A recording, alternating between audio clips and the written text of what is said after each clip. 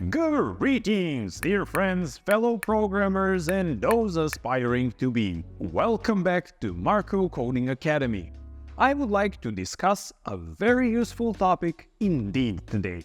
I'm talking about utilities we have at our disposal for working with promises. I'm talking about methods like all, any, settled, race, things of those sorts. If you are not familiar with them or you just need a refresher, you, my friend, are in the right place, so just sit down and enjoy the video.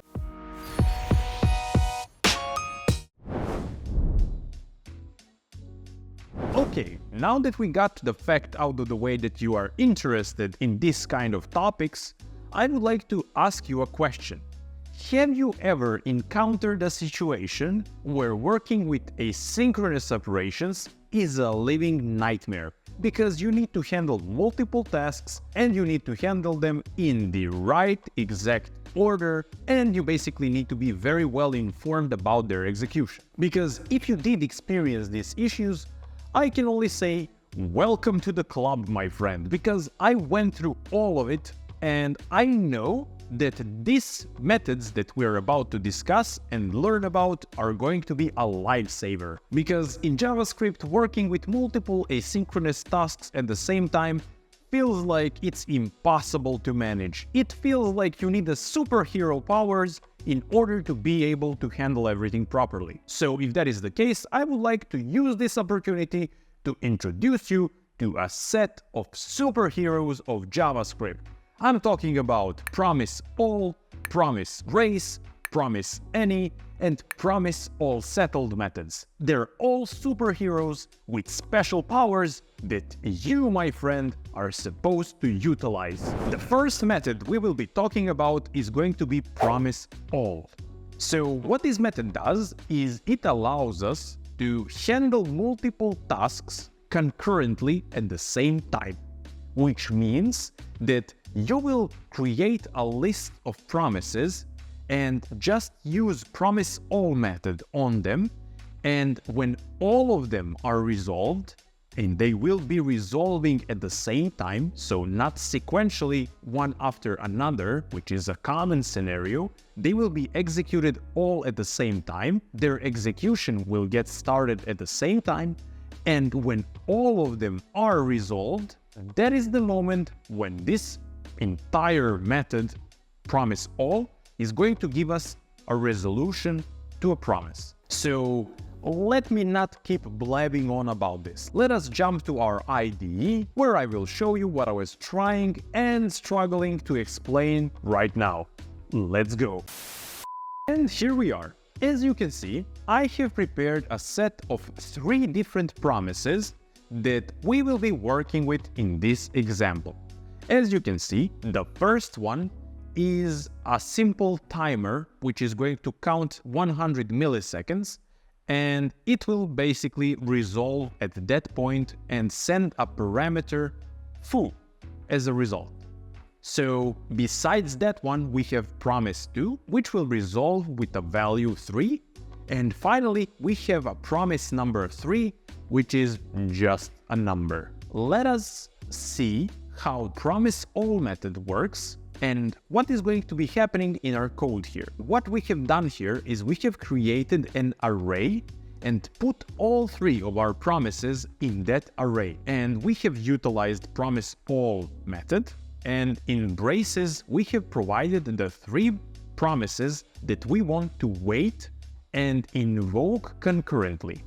Basically, what will happen when we run this is all 3 of these promises will get started with their execution, and we will end up in this section right here only when all 3 promises were resolved. So basically, if one of those is waiting for 5 seconds instead of 100 milliseconds, we will be able to see that we will wait for this console log to log for entire 5 seconds, and then we will get results for all 3 promises. So nothing will be displayed before all 3 promises have resolved. Let me show you that what I'm saying is true. And here we go. The results came in exact order that we provided right here. So we get promise1 result, promise2 result, and then promise3 result. It doesn't matter that right here we have a set timeout, which is going to wait for 5 seconds and then give us the result. It doesn't matter, we do not care about that. We will get results in exact order that we provided here. And the result is going to be displayed only when all the promises were resolved. Now that we saw how Promise.all method works and what it does, it is time to start talking about Promise.race method, which, as its name suggests, is like a competition. Basically, it will allow you to provide as many promises as you like, and it will return only the results of the fastest resolving promise. So no matter whether this fastest promise gets rejected or resolved, its result of execution will be the result of Promise.race method. Not to bother you any longer, let's jump to IDE and I will show you there what I'm talking about. So as you can see, we have two promises right here. So the first one has timeout for 500 milliseconds and an argument 1, and the second one has timeout for 100 milliseconds and argument 2. And right here we are using our Promise.race method and provide it with an array of promises where we are noting our promise1 and promise2, and in the then block we're just logging the value that we received as a result of execution. So what do you think? What are we going to get as a result here? Let me run the code, and as you can see, we get 2, just 2. Nothing else, just 2. So in the first scenario for Promise.all, we would wait for 500 milliseconds and get both 1 and 2, but with race, we get just the fastest promise to get resolved. In this case, it is going to be promise number 2. So we get 2 as a result. I mean, the real magic of JavaScript and asynchronous coding comes to life when you truly master concepts of Promise.all and Promise.race methods with real-life examples, and you see how powerful these mechanisms are in reality. So yeah, I think you're on the great path to becoming an amazing developer, my friend. But to get there, we still have a few methods to cover. Next in line, we're going to talk about Promise.any method. Now, how Promise.any method works is basically you again provide it with an array of promises, and from those promises, it will give you the first promise that gets resolved. So it will not take rejected promises as a valid result. It will just wait until we get the first promise that gets resolved, and then it will display its result. It's as simple as that. Let us head to our IDE so I can show you how it works in action. As you can see right here, we have yet another example ready. So we have promise1, promise2, and promise3. The first one gets rejected, and we get an error message explaining what is the problem.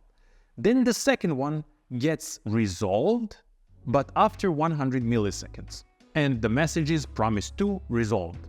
And the third one, we wait for 200 milliseconds, and we print out promise3 resolved. So now that we know what our promises are doing, it is time to talk about Promise.any method. So what we have here is basically an array of our 3 promises.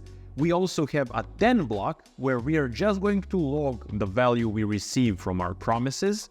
And finally, we have a catch block, which is going to handle all the failing situations. Just to note here, a very important aspect, in Promise.any method, we will get a failing scenario if all the promises failed. So if all promises get rejected, we will end up in our catch statement with an error message, because we are waiting for a successful promise that is going to be resolved. And if that does not happen, we're in trouble. But let us go to our happy path. So what do you think is going to be printed here? If you said promise2, you were right. Why is this the case? Well, because it is the first one that gets resolved, because the first one is rejected. Even though it doesn't have any timeout, it is rejected, so it doesn't comply with the rules of Promise.any method. So we have Promise.2 and Promise.3 that are basically a valid options. And because Promise.2 has less delay, it is the first one to get resolved, and that is why we display its message. And we have just one more method to cover, and that is all-settled method. So how this one works is fairly similar to Promise.all method, but with a slight twist. For Promise.all, if any of the promises fail to execute, we will end up in the catch block of our execution path, because we need all the promises to execute successfully and be resolved. But with all settled, we will again wait for all promises to be handled, and again we are waiting for all of them to be executed before we display any results. But in this scenario, we do not care whether they succeed or not, so we do not care whether they're rejected or resolved. We're just going to print out their status and the resulting value, which can be the actual payload we received if everything was resolved, or an error message if something went wrong. So let us again head to our IDE so I can show you what I'm talking about. As you can see right here, we have again 3 promises. The first one gets resolved with the message Promise1 resolved.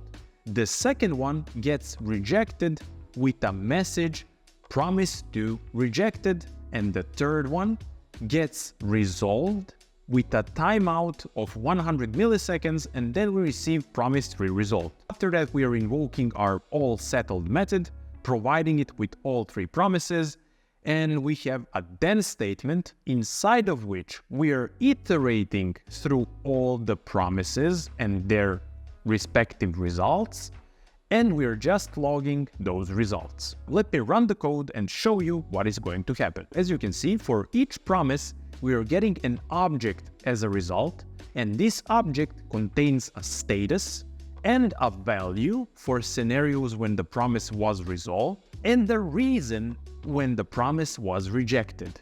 So we have the status, which indicates whether it was fulfilled or rejected, and also we have a value if everything went well, or a reason why something failed. Basically allowing us to have non-failing scenarios, whether all the promises are rejected or all of them are resolved or something in the middle. And there you have it, my friend. You have just learned a lot of very beneficial methods that are at our disposal while working with promises in JavaScript, and I'm sure you will benefit from using them a lot, and they will make your life as a programmer a lot easier. I know for me personally, that was the case. So I'm sure it will be for you as well. So, of course, if you have found this video useful, I have a lot of different videos just like this one already waiting for you just to browse through them and enjoy them.